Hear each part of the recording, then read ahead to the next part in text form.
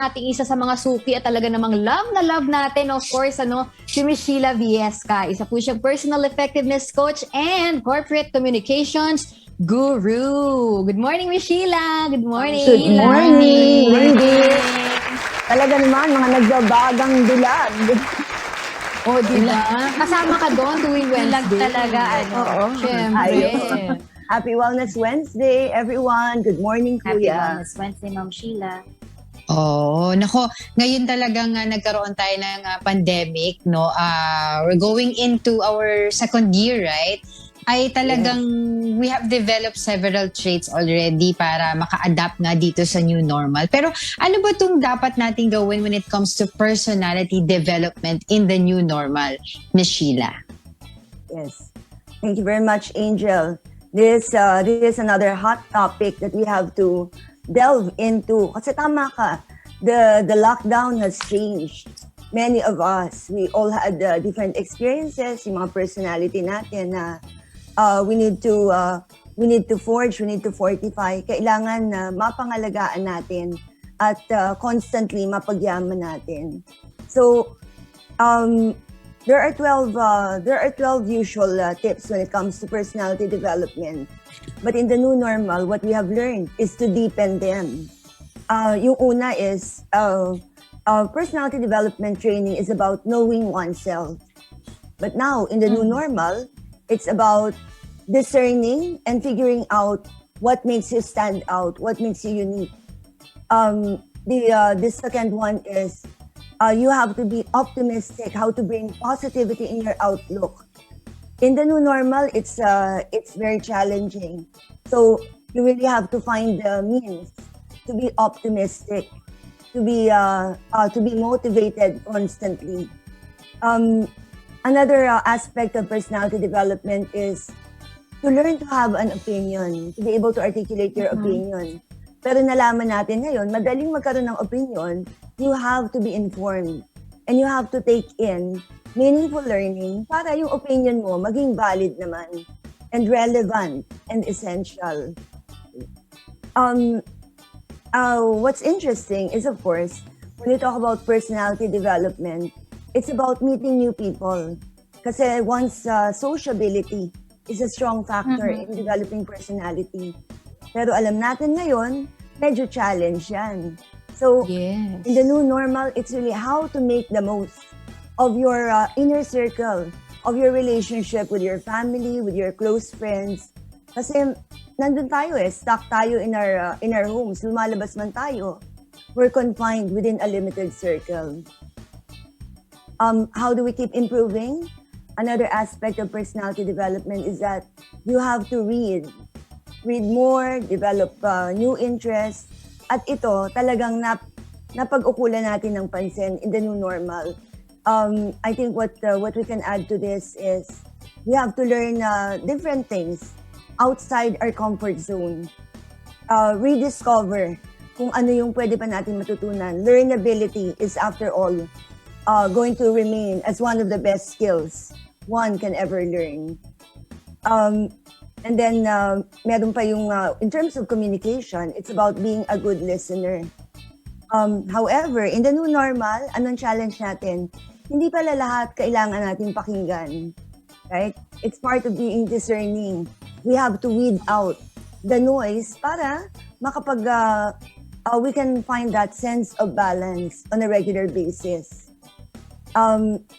It's also a strong consideration in the olden days that, courtesy and politeness, they're part of personality development trainings. But in the new normal, na-realize natin, pwede ka palang maging courteous and polite, pero hindi kind. It's more important now to be kind to others, kind to yourself. You may not be able to articulate that all the time kasi hindi sa lahat ng pagkakataon may kausap tayo. Pero you have to, you owe it to yourself to be kind when it comes to your outlook, to your engagements, to your relationships. And then one of the strongest aspects of personality development then is about focusing on your body and also body language. Kasi ito yung articulated effectiveness I think articulated confidence. But now what we have learned is that you have to focus on your well-being. There has to be integrity in personality development trainings, and that's really the balance that we're looking at. So at Talk Shop, hindi pwedeng magturo ka lang how to apply makeup, how to walk. As a matter of fact, in many instances, irrelevant na yan. Kasi yung mga tao naman nakaupo lang right in front of their laptop. So how can you tell them, okay, you have to walk like this? Even handshaking.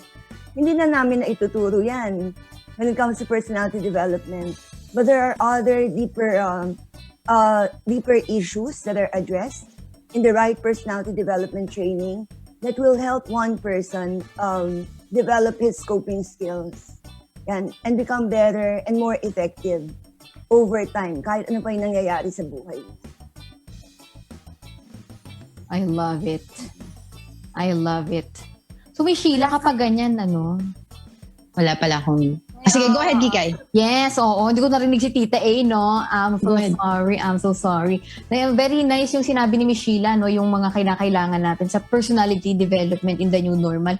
So, kapag ganyan, Miss Sheila, no? Where do we start, Sige, na parang gusto natin i-develop yung ating mga sarili para at least, we can make the most out of our situation habang tayo ay confined pa rin kahit papano sa ating mga tahanan. Where do we start? Alin ba doon sa mga nabanggit nyo? Alin doon yung mga for someone na 'di ba? For someone tulad natin, mga pangkaraniwang tao, alin yung uunahin namin doon? Alin yung pagtutuunan namin First step.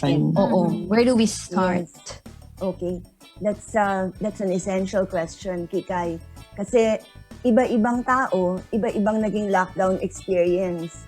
And the thing is, ilang naman isang lockdown yan. Talagang we have been transformed by our experiences during the lockdown, by our introspections.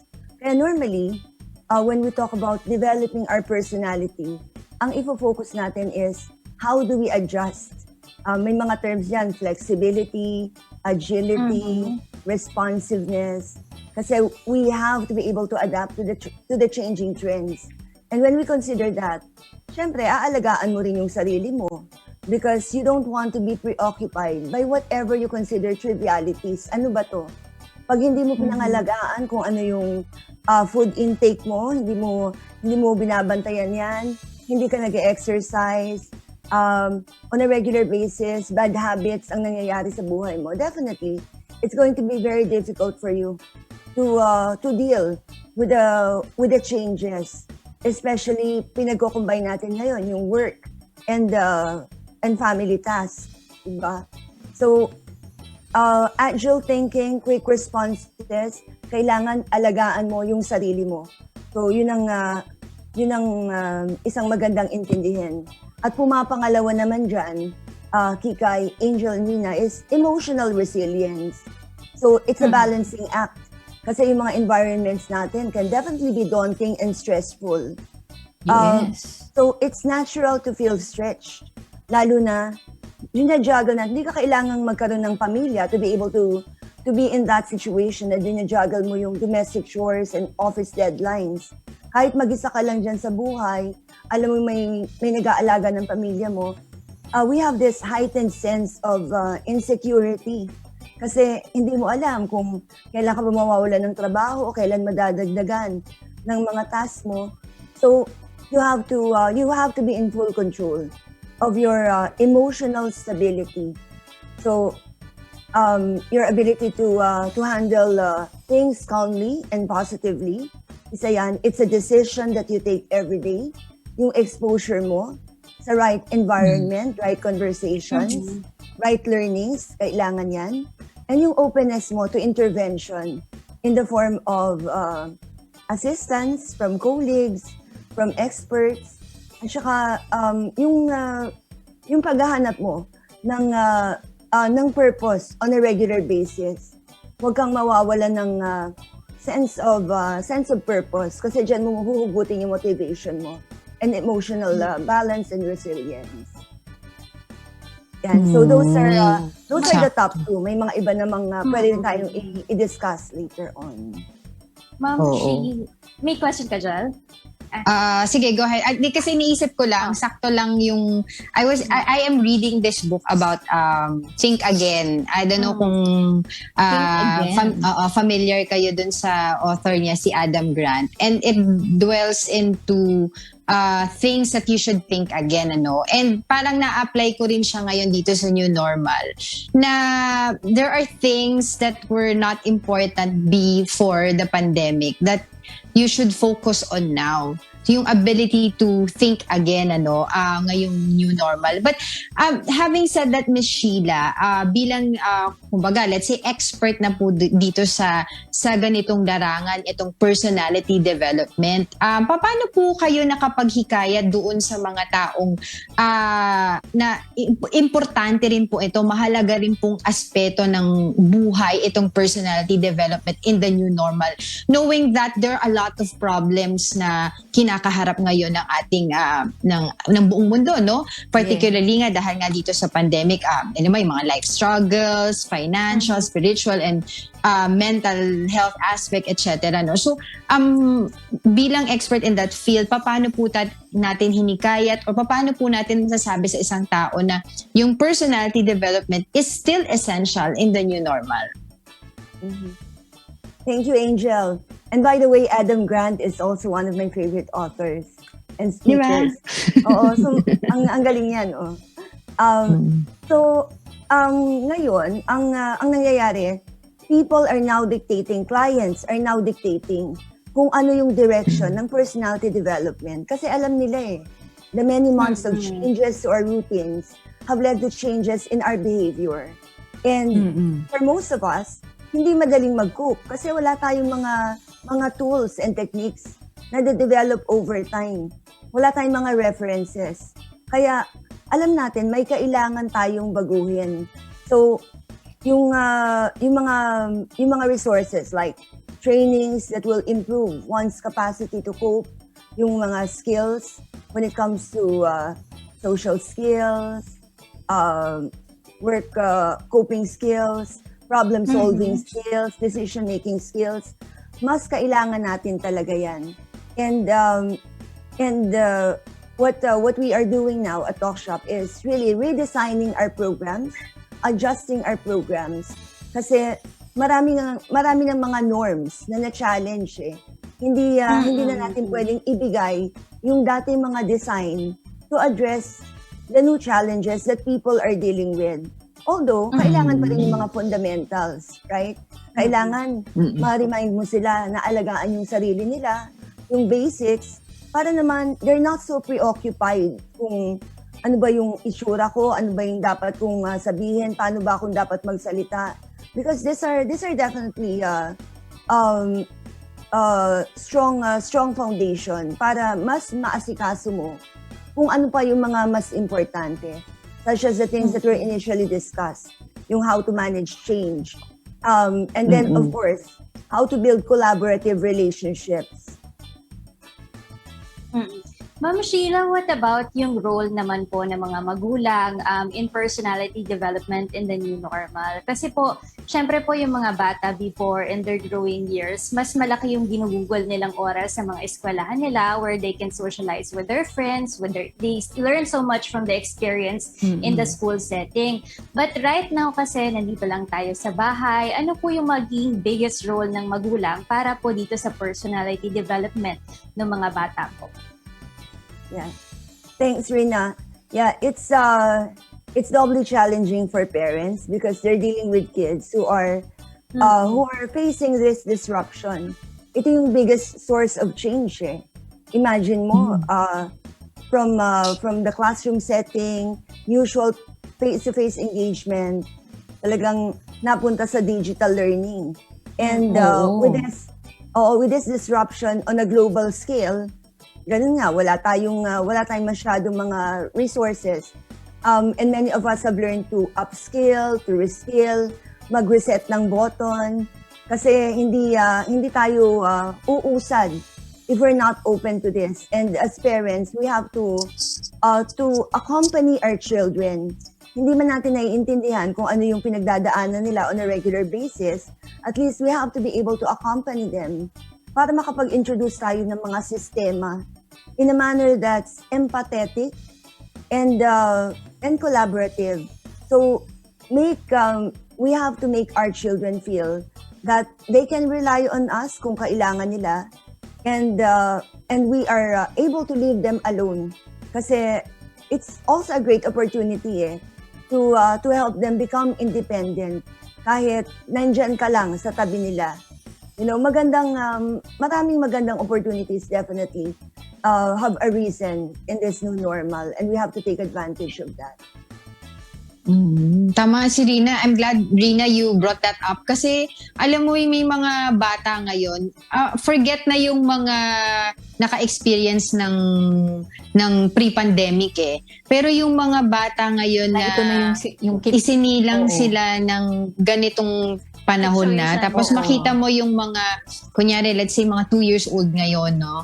Medyo parang takot sila sa tao, yung maraming tao. Iba, when you let them out, parang nanginginig sila kasi it's not really familiar space for them. So, maiisip mo in the future, paano kaya yung culture personality shock, no? nila if we remain like this, 'di ba? So, mainam talaga na mapagtuunan din ng pansin yung mga ganyan ni Sheila. Yes, that's true, Angel. And as a matter of fact, for parents, ang isa sa mga roles natin is to be the model. Kailangan i-model natin kung ano yung language style, attitude na gusto nating maituro sa mga bata.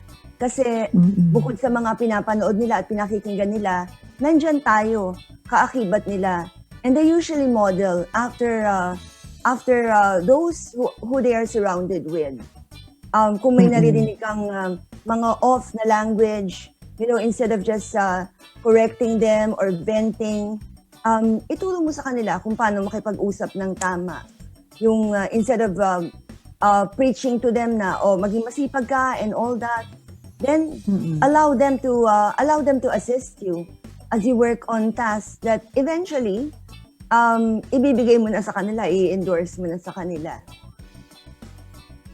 I love it. No, having said all that, Miss Sheila, what's the worst thing that could happen kung ipinagsantabi ng isang tao or a group of individuals yung personality development in the new normal? Ano yung pwedeng mangyari kung hindi nila ito pinagtuunan ng pansin? Yeah. Well, Kikay, definitely there are a lot of things to be considered. So, ang research has shown that a supportive environment is the best help in developing one's personality.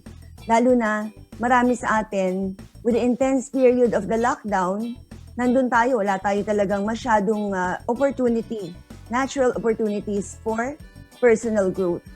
Kaya pag hindi natin napagtuunan to ng pansin, it can affect our self-esteem, it can affect our ability to function.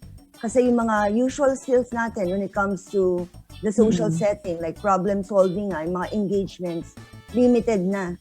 So, ang pinaka-importante dito is to be a supportive partner, supportive family member, kasi yan yung pinakamalaking tulong when it comes to developing one's personality, when it comes to ensuring personal growth among your family members.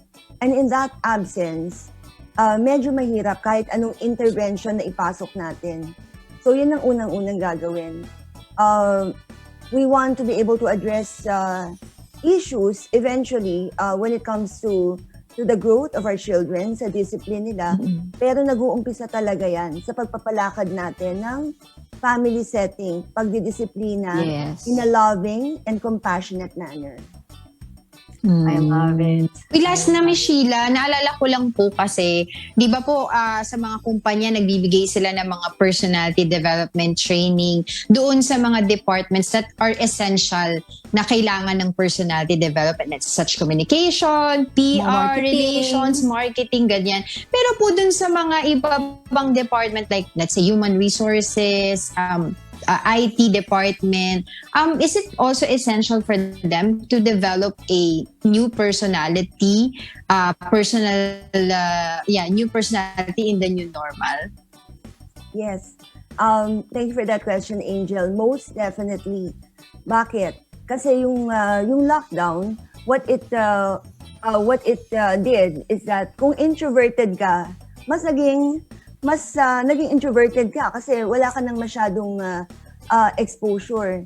Yung dati namang mga extroverted who are naturals when it comes to being frontliners, limited na rin yung naging exposure nila.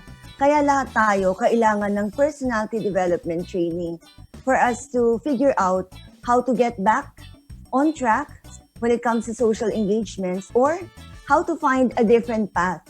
Kasi nga, iba na yung mga ano natin, mga challenges and interactions ngayon. Generally naman, kung hindi ka naman tumigil sa pagtatrabaho at wala ka namang masyadong critical points na sinagupa, for many, wala namang masyadong adverse effects. Pero kailangan pa rin yung constant development because you don't want to stop when it comes to developing your personality. Even if you get to the point of mastery, kahit anumang skill, when you stop, when you change course, the tendency is to backslide. Kaya walang exempted when it comes to personality development training at marami tayong mahahanap dyan. We just have to be able to ask the right question. No, always room for improvement. Ika nga. Always evolving, syempre. Okay. I love it. No? Ang ganda-ganda ng topic natin, ha, Miss Sheila. No? Never ko na-realize na mahalaga pala talaga ito. Ano? But now we know we have to develop hindi lang yung ating mga feelings, kundi yung ating mga personalities. Thank you so much, ha, Miss Sheila. Of course, para sa ating mga kasambahay na gustong develop ang kanilang mga sarili, kanilang mga personalities and other things. How do they get in touch with you? And ano po yung inyong mga social media pages? Yes.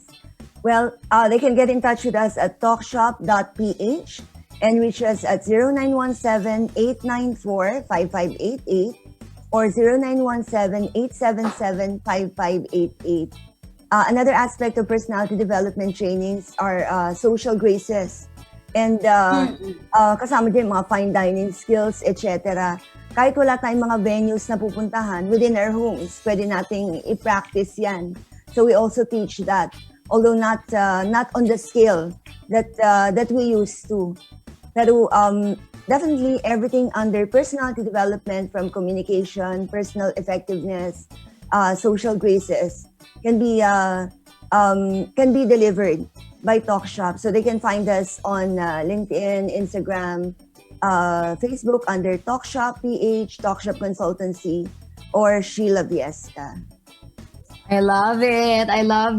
No, alam niyo na kung saan yung marireach, ha, Miss Sheila. Thank you so much.